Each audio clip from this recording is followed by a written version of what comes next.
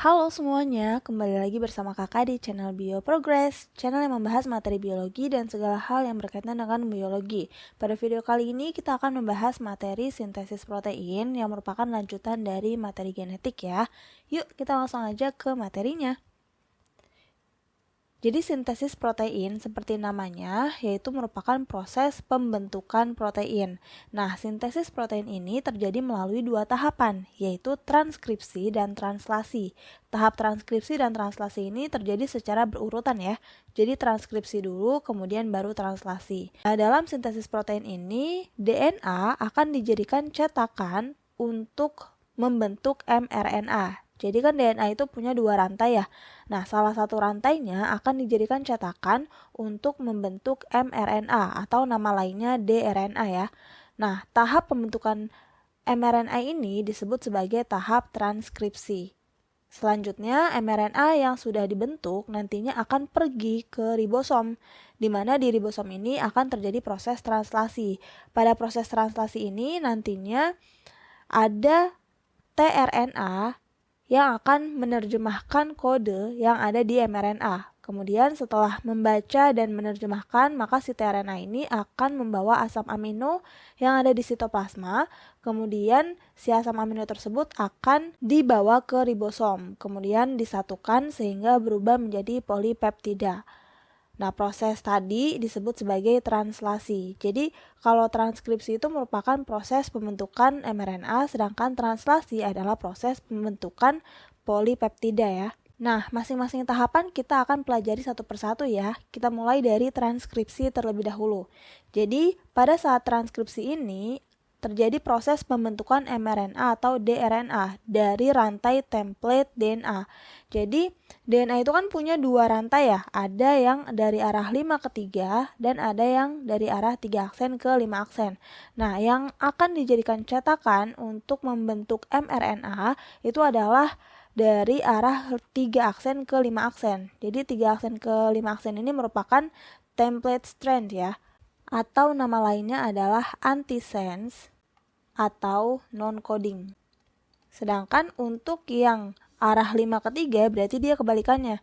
Ini merupakan rantai anti-template atau sense atau coding. Gitu. Jadi dari dua rantai DNA yang kita miliki, hanya salah satu rantai saja yang dipakai sebagai cetakan untuk transkripsi, yaitu yang dari arah 3 aksen ke 5 aksen.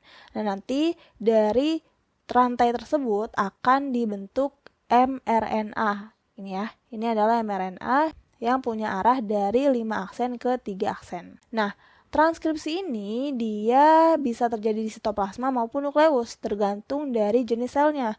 Kalau sel prokariotik itu kan merupakan sel yang tidak memiliki nukleus ya. Maka untuk prokariotik ini proses transkripsi terjadinya di sitoplasma. Sedangkan kalau untuk eukariotik terjadinya di nukleus. Oke, kita lanjut ke tahapan transkripsi. Jadi tahapan transkripsi itu ada 3, ada inisiasi, elongasi, sama ada terminasi. Kita mulai dari inisiasi terlebih dahulu. Jadi inisiasi ini adalah tahap awal dari proses transkripsi, di mana pada tahap inisiasi nanti ada enzim RNA polimerase yang akan menempel pada daerah promoter di DNA. Dan pada tahap ini juga mRNA mulai terbentuk. Jadi awalnya kan kita punya DNA ya, dari arah 53 dan 35. Kemudian di sini adalah daerah promoter ya. Adalah daerah promoter yang merupakan titik awal dari proses transkripsi. Nah, nanti di daerah promoter ini ada enzim yang nempel. Nama enzimnya adalah enzim RNA polimerase. Nah, selain nempel ke daerah promoter, si enzim RNA polimerase ini juga mulai membentuk mRNA. Jadi ini rantai yang warna merah yang pendek ini merupakan mRNA awal yang dibentuk.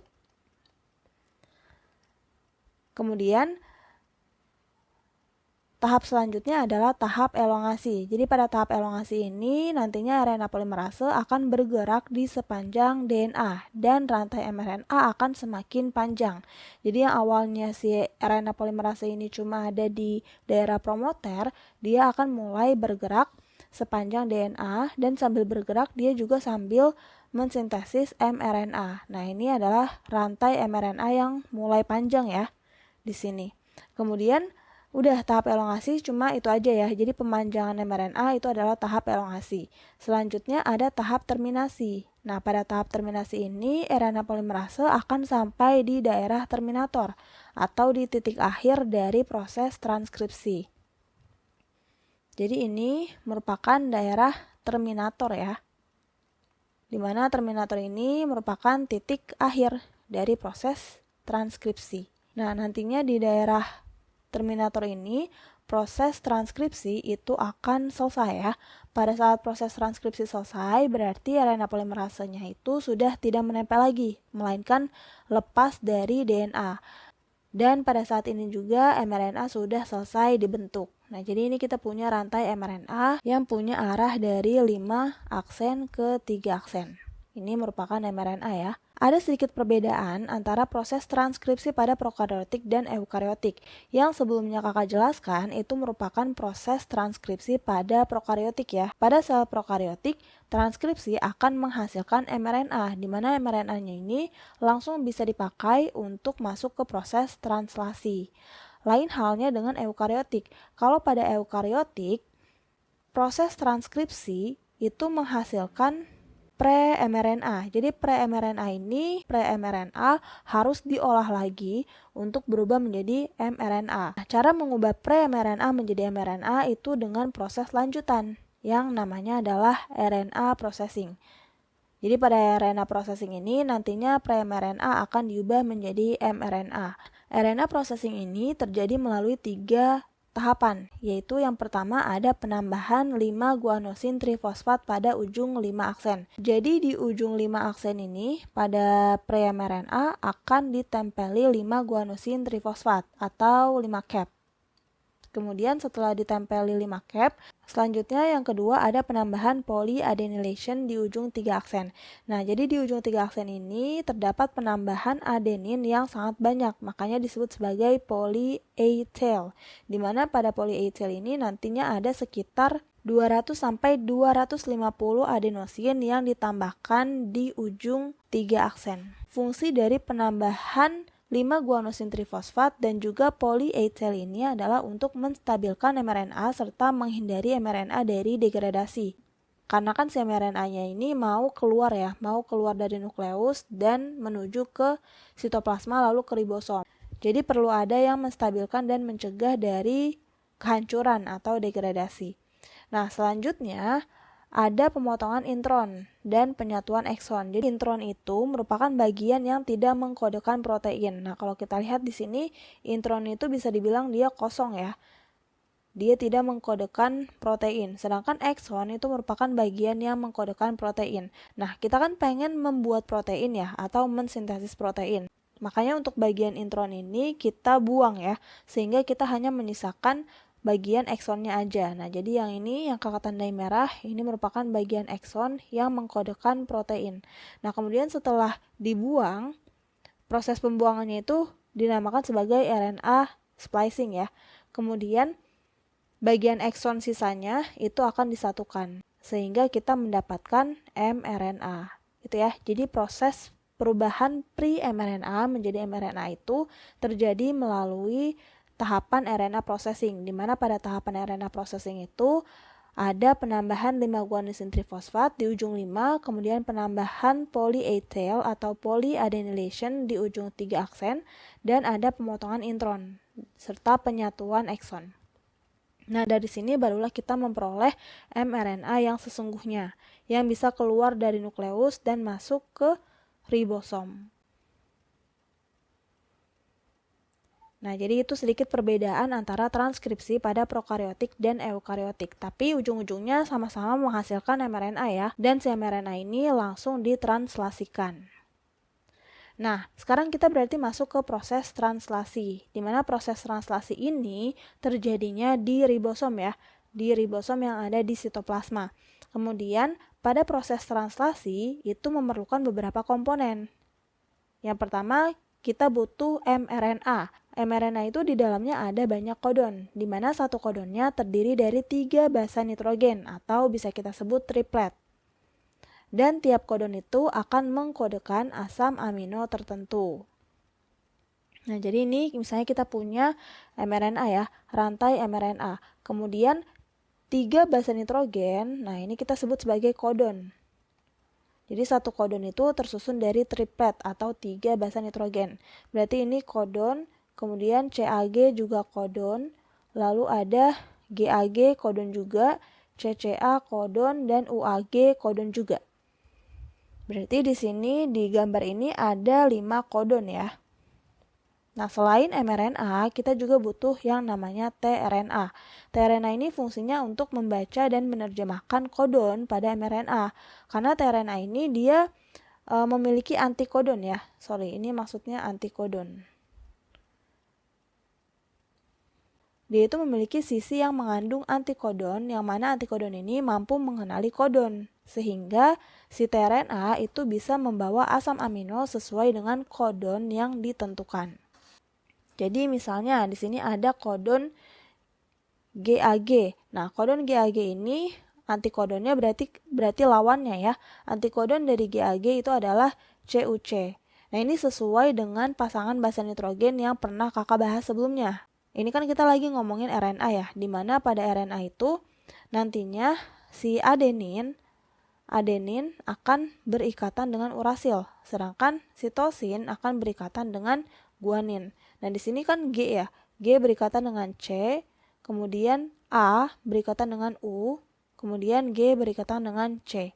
Jadi antikodonnya itu berarti adalah lawan dari si kodon. Nah, kemudian di sini adalah sisi dari antikodon pada tRNA. Kemudian nanti si tRNA itu akan membawa asam amino. Jadi misalnya di bagian sini nih, biasanya asam aminonya itu ada di ujung sini ya. Nah, ini yang kakak gambar kotak, ini ceritanya asam amino. Asam amino yang dibawa oleh tRNA itu sesuai dengan kodonnya. Nah, ini kan kodonnya GAG ya. Kodonnya GAG, berarti kalau GAG dia akan mengkodekan asam amino glutamat. Jadi GAG itu merupakan kodon yang mengodekan asam amino glutamat. Nah, nanti untuk masing-masing nama asam aminonya akan kakak sampaikan di slide-slide setelahnya ya. Kemudian yang terakhir, pada proses translasi dibutuhkan ribosom, di mana ribosom itu ternyata tersusun atas rRNA dan protein. Jadi rRNA dan protein itu akan menyatu untuk membentuk ribosom. Nah, ribosom ini merupakan tempat terjadinya proses translasi. Kalau kita lihat, ribosom itu dia terdiri dari 2 subunit ya. Ada subunit besar dan ada subunit kecil. Kemudian di dalam ribosom itu ada 3 sisi. Ada sisi A, kemudian ada sisi P, dan ada sisi E. Nah, agar lebih mudah, ini kakak sebutnya kalau A site itu adalah sisi accept. Nah, jadi pada sisi A ini, nantinya asam amino itu akan masuk ke ribosom. Jadi asam amino itu ketika masuk ke ribosom, dia harus ke titik A dulu. Nah, barulah dia bisa masuk ke titik P. Nah, titik P ini merupakan polipeptida ya. Jadi polipeptida itu berarti tempat merangkai asam amino. Nantinya di polipeptida ini asam amino itu akan semakin panjang rantainya. Kemudian setelah itu baru ke S-site atau kita sebutnya exit aja ya. Nah, exit ini berarti adalah titik keluarnya si tRNA. Jadi kan tRNA tadi masuknya lewat sisi A ya. Kemudian setelah dari sisi A dia masuk ke sisi P. Nah, dari sisi P dia akan masuk ke sisi E. Lalu dari sisi E ini dia baru bisa keluar dari ribosom. Jadi tRNA itu ya dia cuma nganterin asam amino doang gitu. Tidak menetap gitu ya. Tidak menetap di dalam ribosom. Nah, untuk lebih jelasnya kita coba lihat proses translasinya ya. Jadi tahapan dari translasi itu sebenarnya sama aja kayak transkripsi, yaitu ada inisiasi, elongasi, sama ada terminasi. Nah, tahap inisiasi dari proses translasi itu dimulai ketika mRNA hasil transkripsi sebelumnya menempel pada ribosom. Nah, translasi ini dimulai dengan adanya start codon. Start codon itu cuma ada satu ya, yaitu AUG, di mana AUG itu menyandikan asam amino metionin. Gitu. Jadi di sini ada subunit ribosom kecil dari ribosom, kemudian si mRNA akan menempel pada subunit ribosom kecil dan akan ditumpuk dengan subunit ribosom besar. Proses translasi itu selalu dimulai dari kodon AUG. Jadi walaupun misalnya nih di awal itu ada kodon yang lain, katakanlah misalnya di sini awalnya ada ACA, kemudian ada CGG, lalu ada AUG, kemudian ada GCA, dan seterusnya. Walaupun di awal itu kodonnya adalah ACA, CGG, tapi tetap saja proses translasi itu selalu dimulai dari AUG. Jadi si ACA sama CGG-nya ini dilewatin. Proses translasinya tetap terjadi di awalnya di sini ya, di AUG. Makanya AUG ini disebutnya sebagai start codon. Nah, tadi kan ribosom itu punya 3 sisi ya. Ada sisi A, kemudian ada sisi P, dan ada sisi E. Nah, nantinya ada tRNA yang ada di sitoplasma ya. Kemudian si tRNA tersebut akan masuk ke ribosom melalui titik A. Nah, tRNA ini kalau kita lihat dia membawa antikodon ya. Dia membawa antikodon dari AUG. Antikodon AUG itu kan adalah UAC ya, di mana A pasangannya dengan U, kemudian U pasangannya dengan A, lalu G pasangannya dengan C. Nah, nanti si antikodon ini akan nempel, selain memiliki sisi antikodon, dia juga memiliki sisi yang membawa asam amino. Nah, jadi yang warna biru ini, yang tulisannya ada MET itu adalah metionin ya. Dia membawa asam amino metionin. Kemudian tRNA itu langsung masuk ke ribosom. Nah, dia nempelin antikodonnya ke kodon ya. Jadi dia akan masuk ke sisi A dan nempelin antikodonnya ke kodon. Nah, inilah awal mula proses translasi terjadi. Jadi inisiasi itu prosesnya sampai sini aja ya. Dimana tadi ada mRNA yang nempel ke ribosom, kemudian ada start codon yang mulai ditranslasikan. Nah, selanjutnya ada tahap elongasi. Pada tahap elongasi ini, nantinya ada tRNA yang lain yang akan membawa asam amino lain juga sesuai dengan kodon yang dimiliki oleh mRNA. Sebelumnya itu kan ada AUG ya, AUG yang antikodonnya adalah UAC, yang mana AUG itu mengkodekan asam amino metionin. Nah, selanjutnya setelah si tRNA yang membawa metionin ini selesai di titik A, maka dia akan berpindah ke titik P. Sambil dia berpindah, mRNA-nya juga akan bergeser. Nah, jadi seperti ini ya. Kemudian sisi A-nya kan kosong berarti ya. Nah, sisi A yang kosong ini langsung ditempati oleh tRNA yang lain yang membawa asam amino CYS atau cysteine. Nah, kalau kita lihat ini si tRNA ini juga membawa antikodon yang sesuai dengan kodon ya. U pasangannya dengan A, G pasangannya dengan C, C pasangannya dengan G. Nah, dia akan masuk ke sisi A. Selanjutnya tRNA yang membawa asam amino metionin itu dia akan pergi ke sisi E. Tapi asam aminonya itu ditinggal di sisi P. Jadi seperti ini. Nah, yang pindah itu cuma si tRNA-nya doang ya, sedangkan asam aminonya tetap berada di sisi P. Berarti kan di sini sisi P-nya kosong ya. Nah, sisi P yang kosong ini akan diisi oleh ACG yang sebelumnya ada di sisi A. Nah, asam amino metionin yang sebelumnya ditinggalkan itu langsung diikat menggunakan ikatan peptida. Jadinya seperti ini ya. Jadinya di sisi P itu ada asam amino metionin dan juga ada asam amino cysteine. Nah, selanjutnya sisi A ini kan kosong ya. Nah, sisi A berarti sama kayak sebelumnya. Dia akan diisi oleh tRNA yang lain. Berarti yang mengkodekan asam amino tirosin. Yang mana antikodonnya itu berarti lawan dari UAU, yaitu AUA. Gitu ya. Pokoknya proses translasi itu akan berlangsung sampai dengan di sisi A itu ada kodon UAA. Nah, jadi ini kakak percepat ya.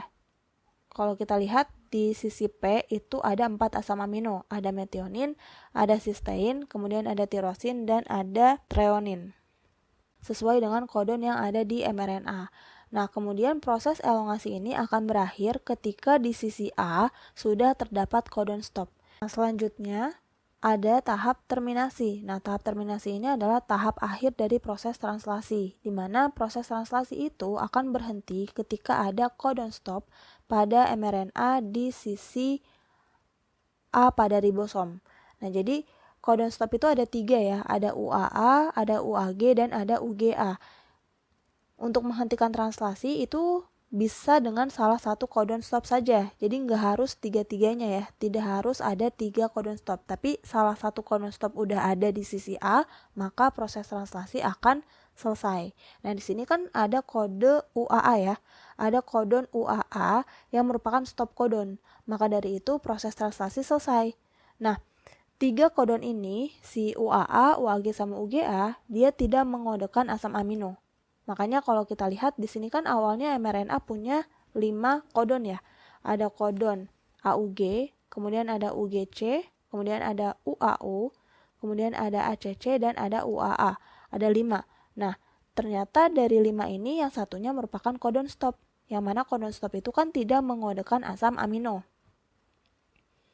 Sehingga hasil dari proses translasi ini itu hanya terdiri dari 4 asam amino saja. Nah ini ya, ini merupakan 4 asam amino. Ada metionin, cystein, tirosin, sama treonin. Itulah tahapan translasi ya. Jadi kakak ulangi, tahap translasi itu dia ada 3 tahap, yaitu inisiasi, elongasi, dan terminasi. Inisiasi dimulai ketika mRNA menempel pada ribosom, lalu proses translasi itu selalu dimulai ketika ada start codon. Yang mana start codon itu cuma satu doang, yaitu AUG yang mengodekan asam amino metionin. Selanjutnya ada tahap elongasi yang merupakan tahap pemanjangan asam amino. Jadi di sisi P pada ribosom itu nantinya akan ditambahkan asam amino satu persatu sehingga menjadi panjang.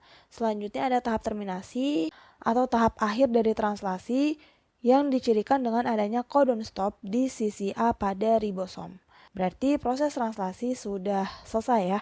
Nah, kemudian yang 4 asam amino ini bisa kita sebut sebagai polipeptida. Polipeptida ini nantinya dia akan membentuk struktur 3 dimensi yang kita sebut sebagai protein. Nah, jadi ini kenapa disebut sebagai polipeptida? Karena tadi ikatan antara satu asam amino dengan asam amino yang lain itu adalah ikatan peptida. Jadi misalnya di sini kan ada metionin sama cystein ya. Metionin sama cystein ini dihubungkan dengan rantai peptida. Nah, ini karena rantai peptidanya ada banyak ya, berarti disebutnya sebagai polipeptida. Nah, kalau kita lihat di sini, ini kakak punya tabel codon yang mengodekan asam amino. Tadi kan ada AUG ya. Nah, AUG ini dia merupakan asam amino metionin dan ini merupakan codon start. Terus habis itu ada UAA, UAG, sama UGA. Nah, kalau kita lihat di sini, UAA dan UAG ini merupakan codon stop dan dia tidak mengodekan asam amino. UGA juga sama, dia codon stop dan tidak mengodekan asam amino.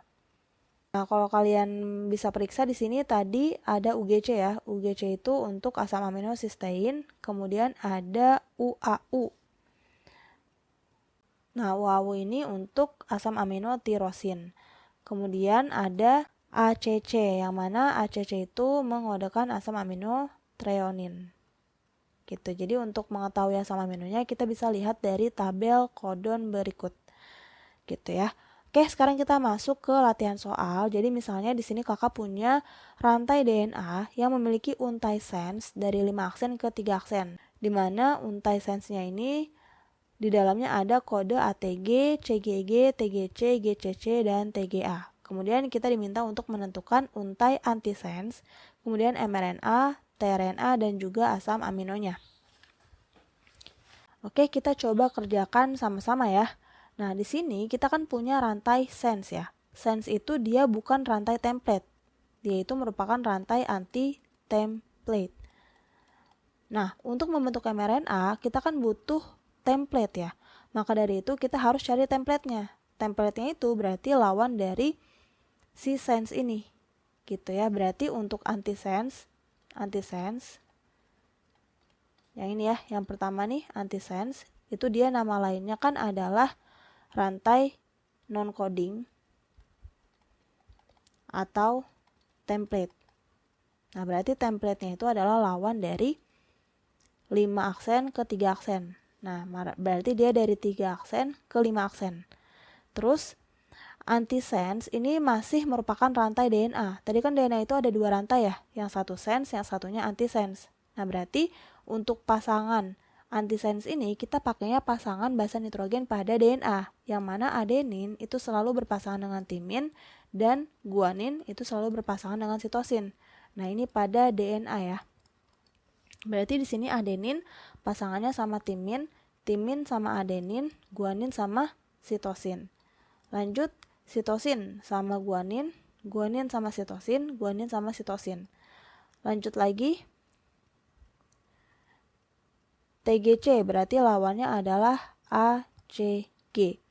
Kemudian ada GCC, lawannya adalah CGG. Lalu lanjut TGA, lawannya berarti ACT. Nah, berarti dari 3 aksen ke 5 aksen. Oke, ini merupakan rantai template-nya. Nah, dari sini kita bisa langsung membuat mRNA. mRNA itu pakai cetakan, yaitu template. Nah, berarti mRNA-nya itu kita punya dari arah 5 aksen ke 3 aksen. Nah, jadi ini selalu berkebalikan ya. Kalau cetakannya 35 berarti arahnya 53. Kalau cetakannya 53 berarti arahnya 35. Nah, untuk membentuk mRNA ini berarti kita harus pakai ketentuan basa nitrogen dari RNA. Sebelumnya kan ini ketentuan basa nitrogen dari DNA ya. Sedangkan untuk RNA itu ketentuannya si adenin pasangannya sama urasil. Kemudian guanin pasangannya tetap sama sitosin. Gitu ya. Maka dari itu di sini timin itu pasangannya tetap sama adenin ya. Jadi di sini T sama A. Nah, kemudian A kalau pada DNA itu kan harusnya sama T ya. Tapi kan RNA itu nggak punya T. Maka si A ini nantinya sama si U. Kemudian C sama G. Nah, selanjutnya berarti ini adalah CGG. Lalu ini adalah UGC. Kemudian GCC. Dan yang terakhir UGA. Dari 5 aksen ke 3 aksen. Oke, mRNA-nya kita sudah nemu. Selanjutnya kita lihat tRNA-nya. Nah, untuk membentuk tRNA, itu kita pakai template-nya dari mRNA. Nah, mRNA ini kan nama lainnya kodon ya.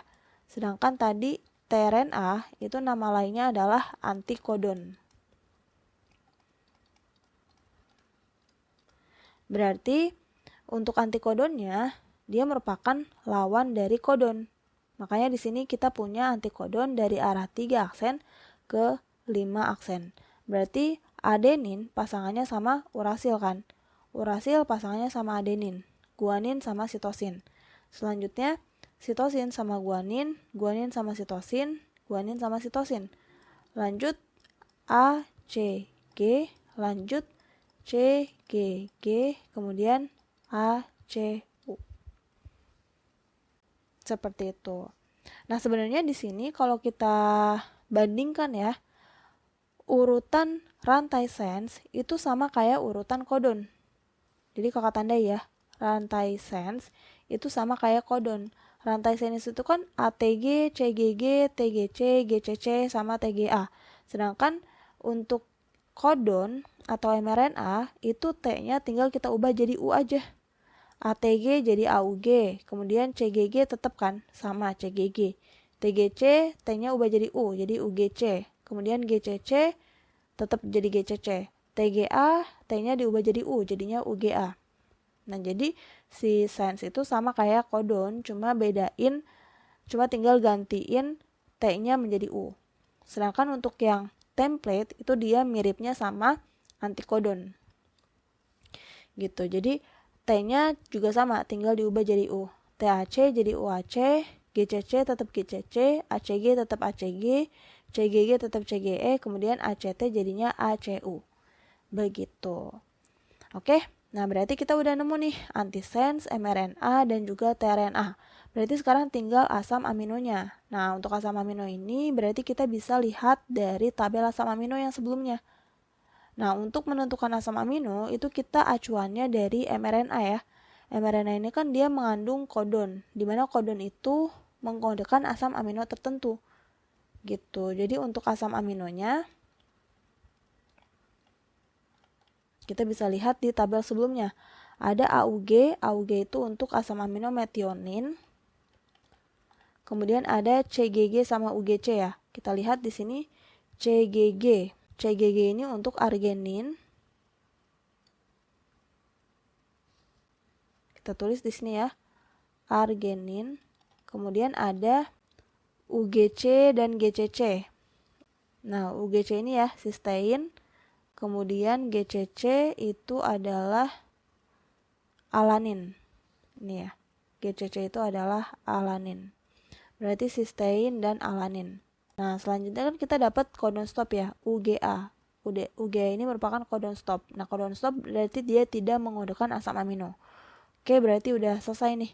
Untuk asam aminonya itu cuma ada 4. Ada metionin, argenin, cystein, dan alanin.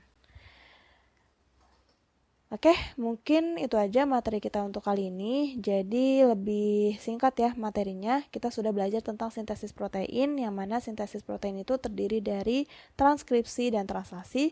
Untuk transkripsi akan menghasilkan mRNA, sedangkan untuk translasi akan menghasilkan polipeptida, yang nantinya si polipeptida itu akan membentuk struktur 3 dimensi yang kita sebut sebagai protein.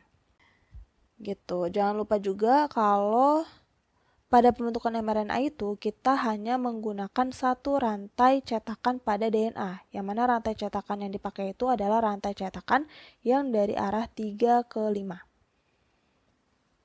Oke, sekian materi dari kakak, semoga membantu, tetap semangat belajarnya, dan sampai jumpa di video selanjutnya.